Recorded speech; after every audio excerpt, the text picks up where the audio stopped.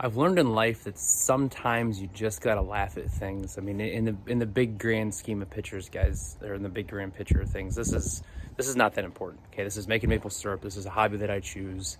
It comes with its frustrations. It's a super enjoyable hobby, but sometimes you just gotta laugh because doing what I do with this setup, it's not perfect. I get it, but it's what I've got to work with.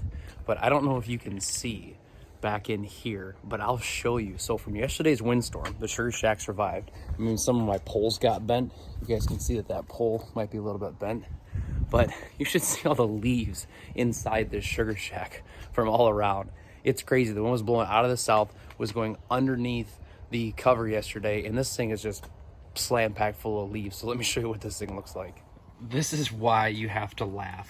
Look at all these leaves in here. How in the world, where are all these leaves coming from? Look at, they are packed around everything. So minor cleanup, but again, in the grand scheme of things, the sugar shack survived.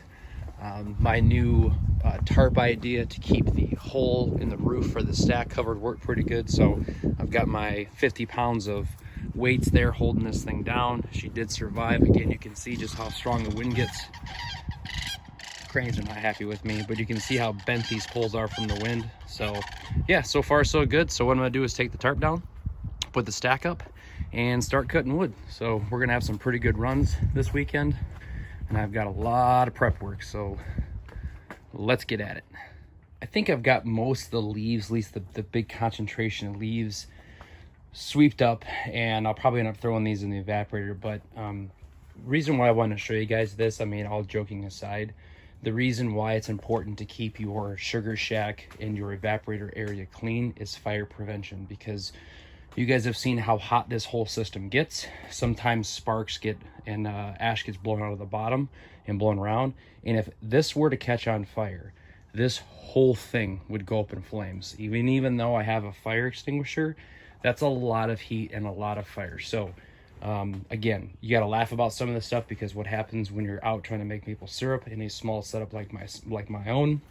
But again, safety is very important to me, so this is why I try to keep this whole area as clean as possible, free of debris that can catch on fire.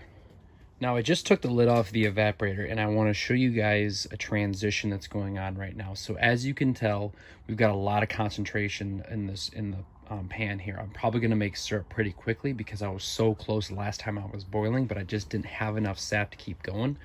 But what I want to point out is the difference in the color. So you can see this is getting to be quite a bit darker.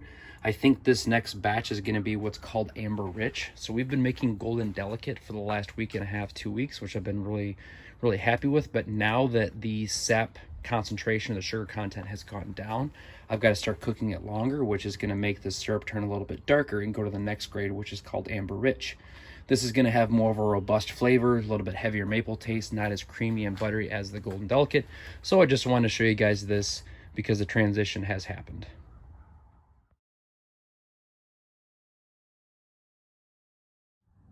Well, I've got most of my prep work done. As you guys can see, I've got the barrels in the back of the truck ready to go.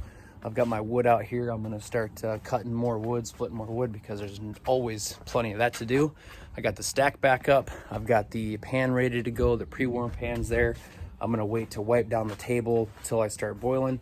One thing I wanted to show you guys is the wood pile is getting kind of skinny.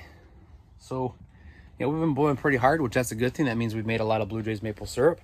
And luckily for me, I've still got about another 2 yards stacked in the back, so no worries there. I should have plenty of wood. So yeah, I'm gonna wrap up this post here. Appreciate you guys watching, and hopefully the next post you guys see either later tonight or first thing super early tomorrow morning, depending on the sap run, is when I'm gonna be boiling. So again, my name's Jay Ball, Blue Jays maple syrup. Appreciate you guys' time, and we'll see you in the sugar shack, and hopefully we're making syrup.